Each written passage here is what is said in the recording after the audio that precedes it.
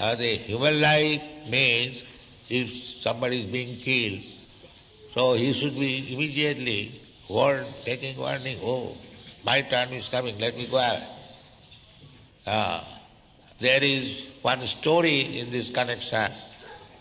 Not story, these are facts. A hunter spread his net, so some little birds, they fell down in the net and they are crying. They are crying. So the father and mother, when they came, they saw that their children are in danger. It is caught by the net of the hunter. So mother immediately jumped over it to save the children. And she was also captured. Then the father saw, now if I go to save them, I will be captured. Let me go away. Let me take some land. That's all. That is intelligence. You cannot give protection to your family, to your society, to your... No, you cannot give. That is not possible. They must die. They must be captured by the network of Maya. You cannot save them. If you want to save them, then make them Krishna conscious. That is the only way. Unless you are expert in saving your children by giving them Krishna consciousness, then you should not become father and mother. That is real contraceptive method. But we are married, undoubtedly, husband and wife. But unless we are competent to give protection to my children, no more death, we should not be achieved. This is real contraceptive.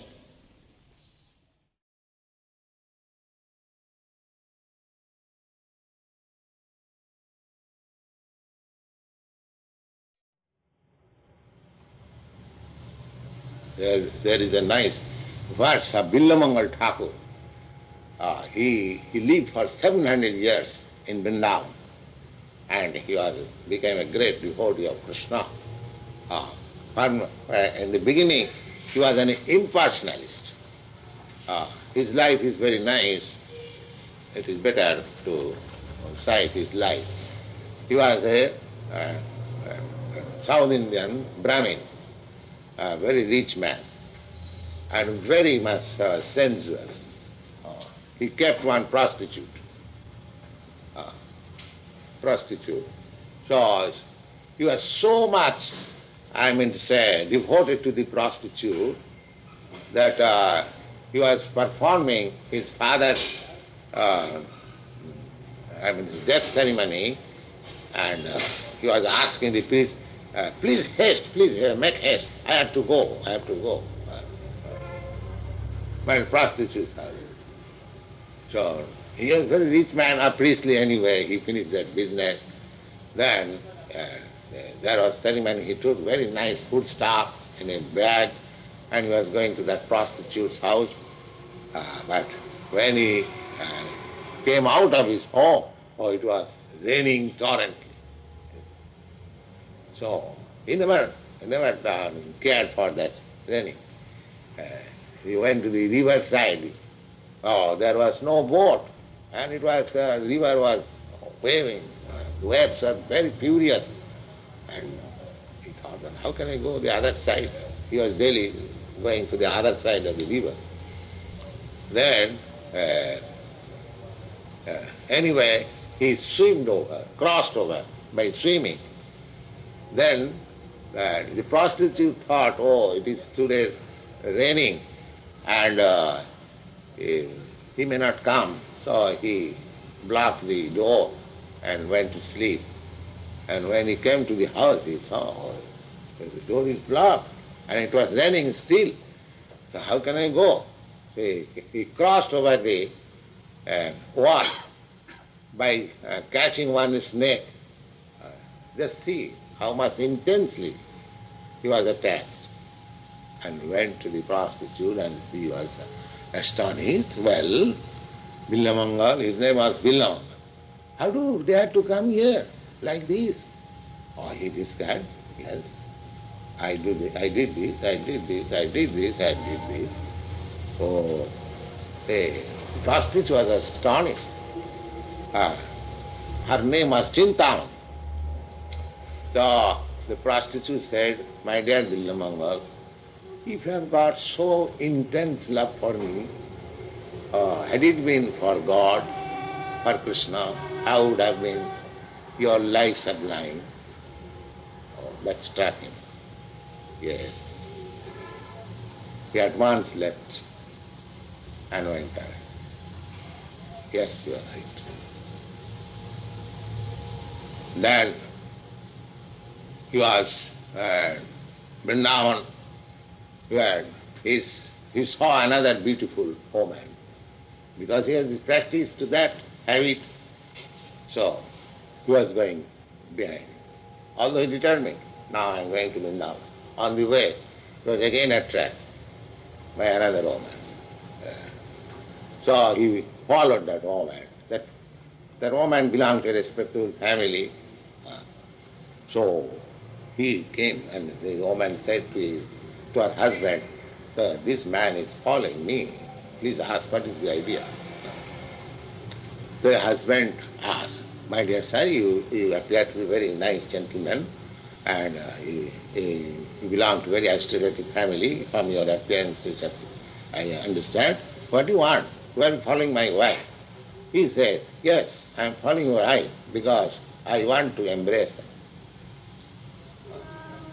Oh, you want to embrace? Come on, embrace. Come on, you are welcome. Come on. So, the wife also, see, oh, here is a guest. See, he wants to embrace you and kiss you. So, please decorate yourself nicely so that he may enjoy. So the wife also followed the instruction of the husband, because wife's duty is to follow the instruction. And when Bilvamangala came inside, before the woman, he said, my dear mother, will you kindly give your hairpins? Yes. Why? I have got some business. He took the hairpin and at once pierced his eye. So this eye is my enemy. And he became blind. He became blind. Then all of them, that's all right. Now, no more I shall be disturbed. So in that blindness, he was penanting austerities in Vrindavan. So by the grace of Krishna, Krishna came like a boy. Oh, my dear sir, why you are starving? Why don't you take some milk? Oh, who are you, my dear boy? Oh, I am a boy of this village. I am a cowherd boy. If you like, I can give you daily some milk. All right. Very good. So Krishna was supplying him milk. So there was friendship. And he has written that bhakti is such a thing that mukti mukalitanjali sevati asmat. Mukti is nothing for me. So this is his word. Mukti mukalitanjali sevati asmat. So we have no desire for mukti. When Krishna comes to supply milk, then what is the use of my mukti? So that's a great soul, Bilvamangala Thakura. It is worth to remember his name. For 700 years he lived in Vrindavan, and he has written a nice book which is called Krishna Karnamrita. That is a very authoritative book, Krishna Karnamrita. Lord Chaitanya picked up this book and he recommended all his devotees to read that Krishna Karnamrita.